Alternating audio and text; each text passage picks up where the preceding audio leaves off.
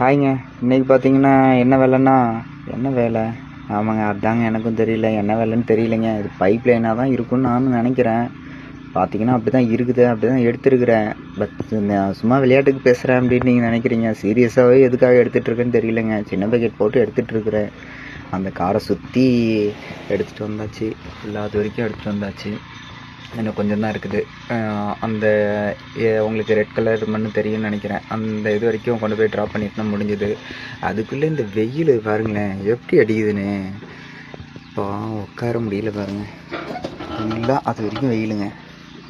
நம்ம புதுசாக ஒரு மரத்தை வளர்த்துட்டோம். வண்டிக்குள்ளேயே ஒரு மரத்தை வளர்த்துட்டோம் பாருங்கள்.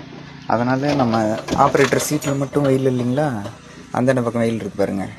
எல்லாம் இது சொல்லுவாங்கள்ல டெக்னாலஜி, அது மாதிரி நம்மளும் கொண்டு வந்தாச்சு.